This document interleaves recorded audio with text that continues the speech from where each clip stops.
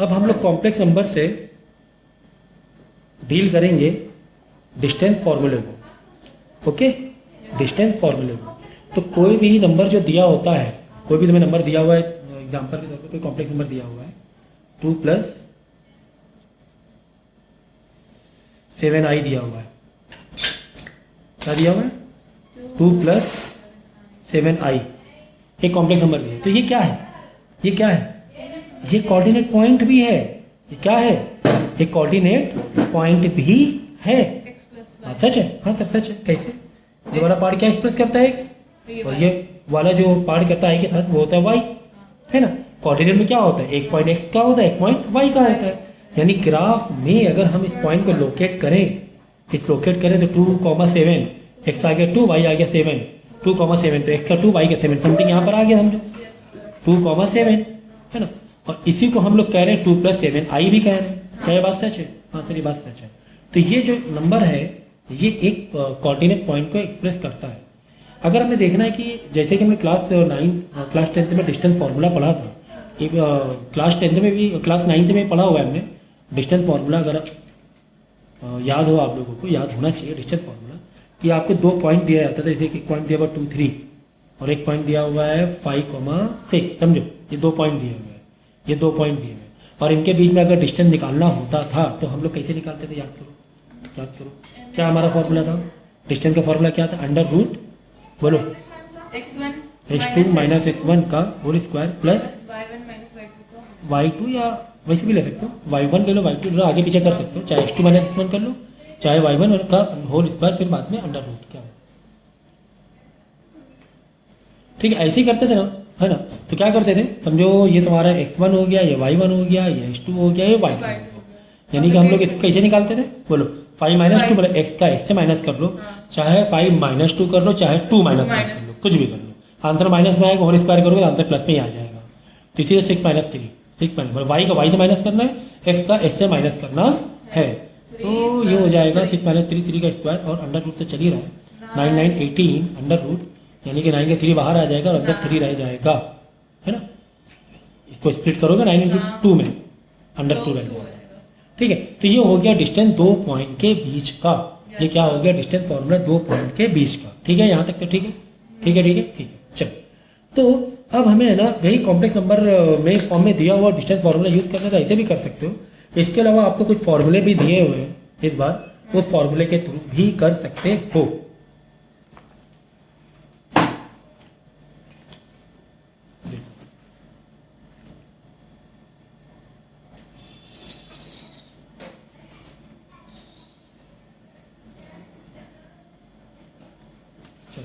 तो लिखा हुआ using distance formula prove that point this from the vertices of an equilateral triangle in complex plane.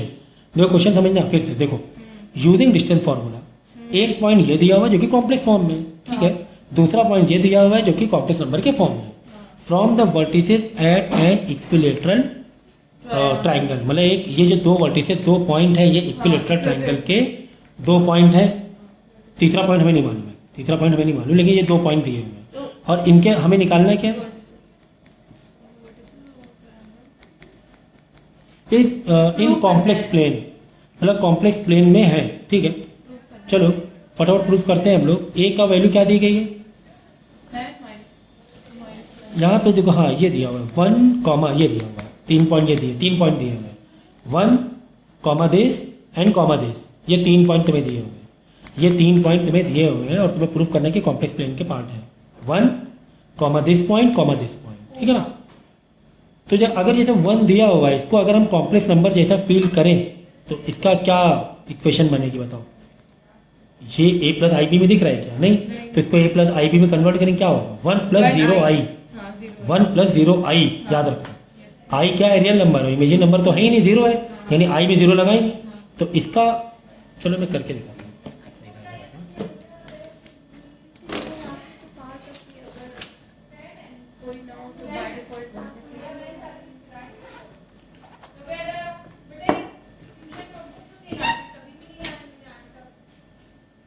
चलो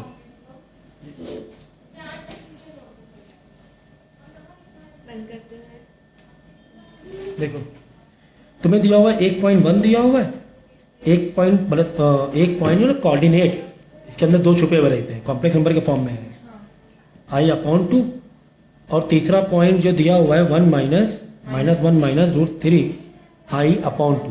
ये 3 point एक कोऑर्डिनेट के दिए, मतलब ये एक इक्विलेटरल ट्रायंगल के दिए हुए हैं, इस तरह इक्विलेटरल ट्रायंगल दिए हुए हैं। तो इसको मान लो a, चलो इसको मान लें a, हम इसको पॉइंट मान लें b, इसको पॉइंट c मान लें। तो a b c, तो a के अगर हम ये तो कॉम्प्लेक्स नंबर में दिख रहा है, ये कॉम्प्लेक्स नंबर नहीं दिख रहा है, तो इसको a का जो कॉम्प्लेक्स नंबर क्या बनेगा, 1 + 0i बनेगा। 0 × i 0 गायब हो गया, है कि नहीं? 1 में i दिख रहा है क्या? नहीं है, पक्की बात है 0 में i लगा हुआ है। अगर यहाँ पे सिर्फ i होता तो क्या होता मालूम है? अगर यहाँ पे सिर्फ i होता तो इसका कॉम्प्लेक्स नंबर पूरा क्या बनता है? पूरा कॉम्प्लेक्स नंबर 0 + 1i मतलब i, अगर सिर्फ i होता, या होता 2i, अगर 2i होता, अगर 2i होता तो इसका पूरा कॉम्प्लेक्स नंबर क्या होता? 0 + 2i, a + ib में यहाँ पे रियली पार्ट दिया हुआ है, हिडन होते हैं। ठीक है, एक तो ये हो गया। दूसरा वाला जो दिया -1 फ्रैक्शन अलग अलग कर लो, -1/2 अलग कर लेंगे, प्लस √3/2 i अलग कर लेंगे। चलो एक हो गया -1/2 अलग कर लिया, माइनस √3/2 को i यानी कि डिनोमिनेटर कॉमन अलग अलग कर लिया। सुनो तो ये हो गया, यानी यहाँ पर x क्या हो गया, x1 क्या हो गया 1, y1 0, हटाओ। यहाँ पे x2 क्या हो गया, x वाला पार्ट यही है ना -1/2, y2 √3/2। यहाँ पे x3 क्या हो गया -1/2, पहला वाला पार्ट x का और दूसरा वाला y का।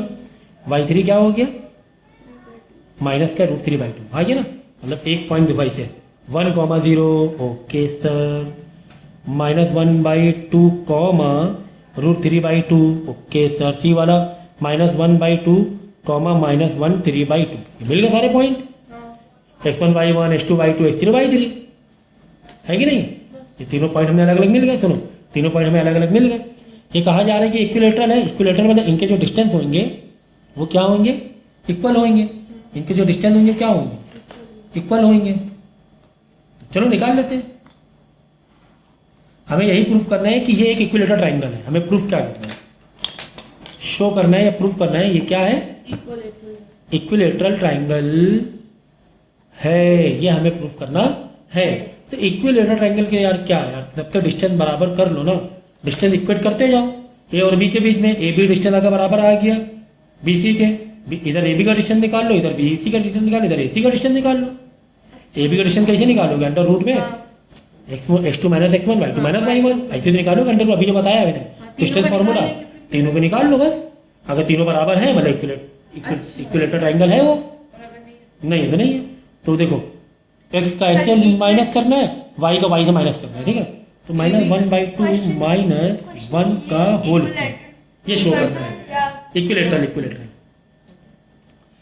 प्रूफ करना है। देखो x का x से माइनस किया, प्लस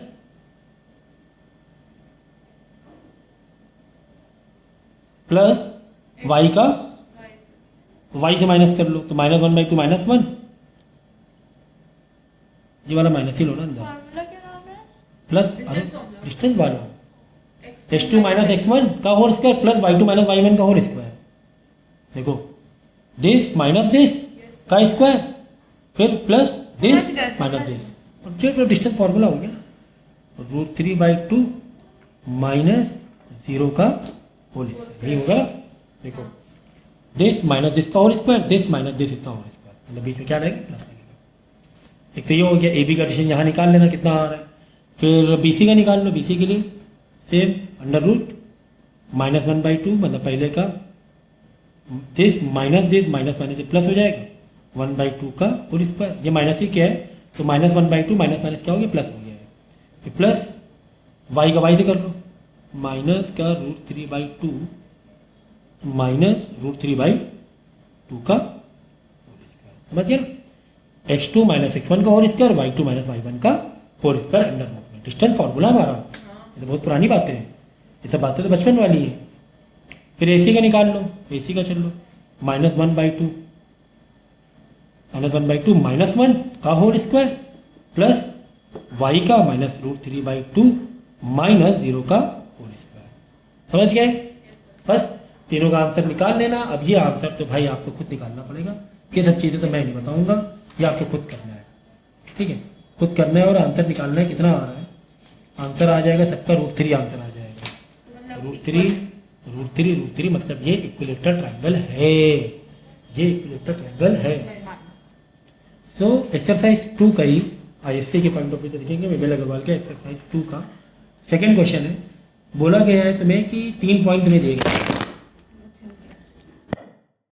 ठीक है। क्वेश्चन नंबर 2 है, इसमें तुम्हें 3 पॉइंट दिए गए। क्या 3 पॉइंट दिए गए? देखो -2 + 3i, एक तो पॉइंट ये दिया होगा, ठीक है। एक पॉइंट दिया -1 + 2i, एक पॉइंट ये दिया होगा। 5 - 4i, एक पॉइंट ये दिया होगा। 3 पॉइंट दिए हैं। बोला ये प्रूफ करो कि कोलिनियर है कि नहीं है। क्या प्रूफ करो? कोलिनियर है कि नहीं है। कोलिनियर का मतलब क्या होता है कि तीनों पॉइंट एक ही लाइन में लाई कर रहे हैं कि नहीं।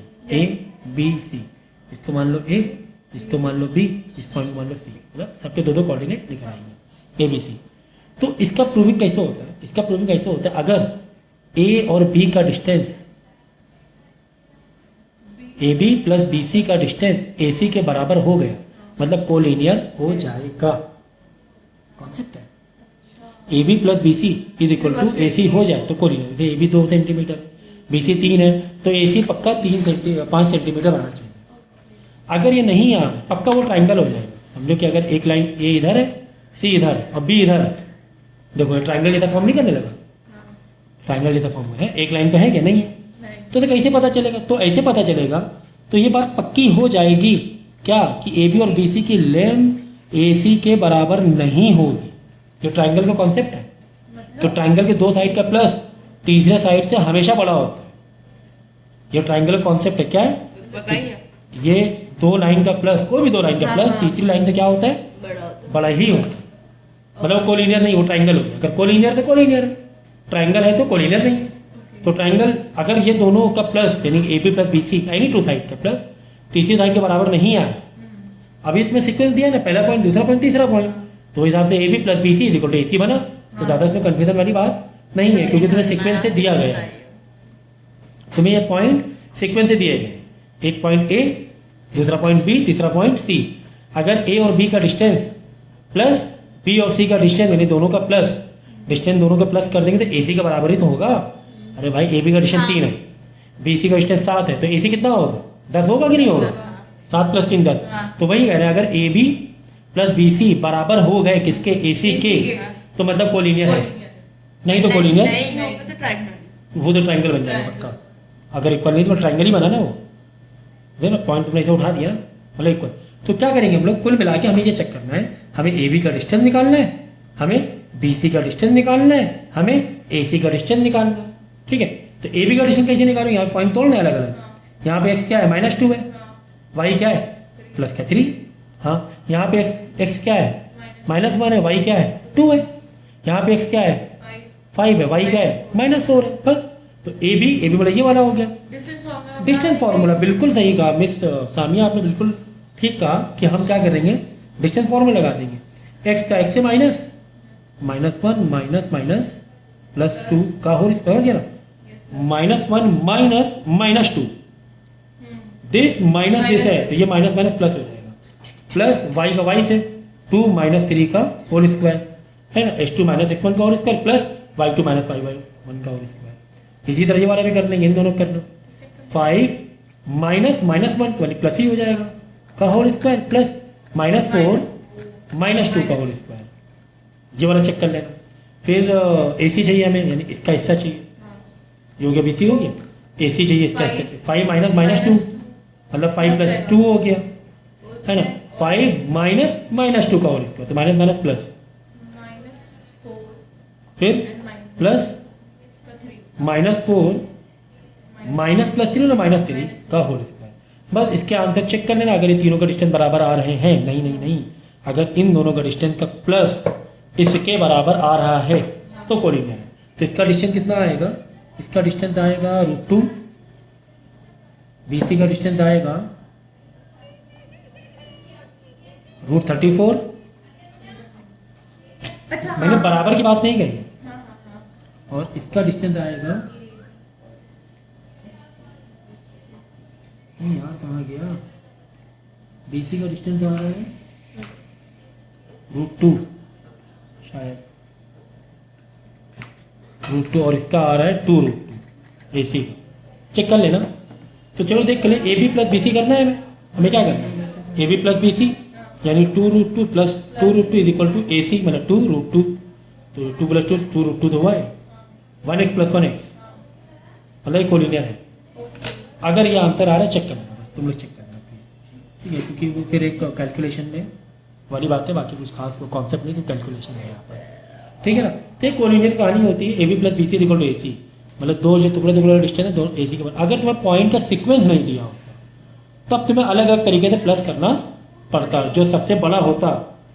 समझो अगर सीक्वेंस नहीं है, हमें नहीं पता, हो सकता है C यहाँ B यहाँ पे, तो AB इक्वल टू, तो कैसे पता चलेगा, तो ऐसे पता चलेगा जो सबसे बड़ी डिस्टेंस कौन सी है, ये है, मतलब ये एक तरफ रख देना, बाकी दो छोटे डिस्टेंस को प्लस कर। अगर तुम्हें सीक्वेंस नहीं दिया होता कौन सा A कौन सा B कौन सा, 3 पॉइंट अलग अलग दिए हैं, तो सबसे बड़ी वाली डिस्टेंस को एक तरफ रखते हैं, छोटी वाली डिस्टेंस को ऐड कर देंगे, ठीक है। तो बस अगर दो स्मॉल डिस्टेंस एक बड़ी डिस्टेंस के बराबर आ गई तो कोलिनियर है, वरना कोलिनियर नहीं है, ठीक है, अच्छी बात है। चलो अगला क्वेश्चन तुम्हें दिया हुआ है कि ABCD 4 पॉइंट है, ABCD 4 पॉइंट किसके क्वाड्रिलेटरल पे, एक का पॉइंट है 4 प्लस I, एक का पॉइंट है 1 प्लस 6I, एक का पॉइंट है -4 प्लस 3I और एक का पॉइंट है -1 -2I। ये तुम्हें 4 पॉइंट है क्वाड्रिलेटरल के, तुम्हें प्रूफ करना है कि स्क्वायर है, तुम्हें क्या प्रूफ करना है, स्क्वायर है। स्क्वायर के लिए क्या होना चाहिए बताओ, AB plus BC plus CD plus AC है ना, वो इक्वल टू सारे डिस्टेंस क्या होने चाहिए, इक्वल होना चाहिए। AB का डिस्टेंस BC के बराबर होना चाहिए, BC का डिस्टेंस CD के बराबर होना चाहिए, CD डिस्टेंस AD के बराबर होना चाहिए। AB BCD, अरे यार बना लो ना स्क्वायर से, ABCD यानी AB BC के बराबर होना चाहिए, BC CD के बराबर है, CD AC के बराबर होना चाहिए, तो तुम्हारा क्या हो जाएगा ये, नहीं, अभी भी स्क्वायर प्रूफ नहीं हुआ, अभी तो प्रूफ हुआ all 4 lines equal, all 4 lines equal, इतना प्रूफ कर लिया। क्या ऑल 4 लाइन इक्वल से स्क्वायर बताना काफ़ी है क्या ये 4 लाइन इक्वल है तो क्या ये स्क्वायर है, नहीं है स्क्वायर, तो थोड़ा और क्या चाहिए, 4 लाइन इक्वल के बाद और क्या चाहिए, एंगल कैसे करेंगे, आप एंगल तो कर नहीं पाएंगे, हम डायगोनल में जाएंगे। अगर डायगोनल भी तुमने इक्वल प्रूफ कर लिया, डायगोनल क्या बना, AC बना, इधर से BD बना, अगर AC का डिस्टेंस BD के बराबर भी कर लिया तो इक्वल कहाँ से आया, ये मैंने नहीं कहा इक्वल, ये इन्फॉर्मेशन दी है, तुम्हें A और B का डिस्टेंस निकालना पड़ेगा, तुम्हें B और C का डिस्टेंस निकालना पड़ेगा, तुम्हें C और D का डिस्टेंस निकालना पड़ेगा, तुम्हें A और D का डिस्टेंस निकालना पड़ेगा, इसके बाद तुम्हें A और C का भी डिस्टेंस निकालना पड़ेगा, और इसके बाद तुम्हें B और D का डिस्टेंस भी निकालना पड़ेगा, मतलब दो डायगोनल का भी डिस्टेंस निकालना पड़ेगा यूजिंग डिस्टेंस फॉर्मूला, यूजिंग, बस। अब डिस्टेंस फॉर्मूला कैसे है यार, ये बताने की जरूरत है क्या, बार AB का डिस्टेंस कैसे निकालोगे, 1 - 4 का स्क्वायर प्लस 6 - 1 का, यहाँ 1 है ना, 1 सबका निकालना है, AB का, अब हाँ सबका निकालना है, AB का अलग निकालो, BC का अलग निकालो, CD का अलग, AD का, फिर AC का अलग निकालो, अब BD का भी अलग निकालो, ये दोनों भी इक्वल होना चाहिए, मतलब डायगोनल भी इक्वल होना चाहिए, क्यों, क्योंकि स्क्वायर में डायगोनल इक्वल होती है, रोम्बस में डायगोनल इक्वल नहीं होती है। क्वेश्चन आएगा 3 मार्क्स का, हम 3 मार्क्स इजी है, बहुत इजी है, मजाक कर, अंडर रूट मारना है, I know it's all given here, तो लेंथी कह सकते हो, हाँ लेंथी है, ठीक है। लाइक ABCD के पहले पूरा, अब क्वेश्चन नंबर 4 जो दिया है, 4 भी है ना, हाँ last Z1 Z2 Z3 Z4 complex number show that they are vertices of a parallelogram in, ठीक है। चलो एक आखिरी क्वेश्चन कर लें। सो क्वेश्चन तुम्हें एक प्रूविंग वाला है कि 4 कॉम्प्लेक्स नंबर दिए, Z1 Z2 Z3 Z4, ठीक है, are complex number show that they are vertices of parallelogram, मतलब Z1 है ना, ABCD है ना, उसी Z1 Z2 Z3 Z4 complex number के फॉर्म में दिया हुआ है, हर एक Z में X और Y छुपा होता है ना, एक X होता है एक Y होता है कोऑर्डिनेट में, ये तो बताइए तुम्हें। शो करना है कि parallelogram, they show that they are vertices of parallelogram in the Argand plane if and only if, अगर क्या Z1 + Z3 = Z2 + Z4 हो तो ये कॉम्प्लेक्स नंबर पैरेललोग्राम है, पैरेललोग्राम। तो A B C D हमने बना लिया। अब A B C D parallelogram के लिए एक तुम्हें एक कॉन्सेप्ट मालूम होना चाहिए अगर हमें पैरेललोग्राम प्रूफ करना है। ये तो कहीं पर भी नहीं दिया है कि यार Z1 is equal to Z2 Z1 is equal to Z3 Z2 is equal to Z4, ऐसा कुछ दिया नहीं है तुम्हें। ये दिया है कि Line equal नहीं दिया हुआ है। Z3 इक्वल है Z2 हाँ। Plus Z4 Z1 plus Z3 is equal Z2 plus Z4 दिया हुआ है। मतलब दो लाइन का जो सम है, समय वो दो पॉइंट का मतलब दो डिस्टेंस का सम इक्वेट दिया हुआ है। ठीक है, देखो अब हमें ये पता होना चाहिए कि अगर हम एक पैरेललोग्राम बनाएं, समझे पैरेललोग्राम तुम्हें दिया हुआ है, यहाँ पे देखो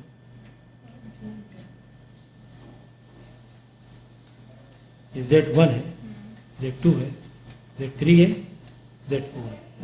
ठीक है, इस तरह है ना पैरेललोग्राम दिया A B C D, चारों में तुम्हें कॉम्प्लेक्स नंबर दिए हैं। यहाँ पर भी x5 छुपा हुआ है, यहाँ पर भी x5 छुपा है, यहाँ पर भी x5 छुपा है, यहाँ पर भी x5 छुपा है।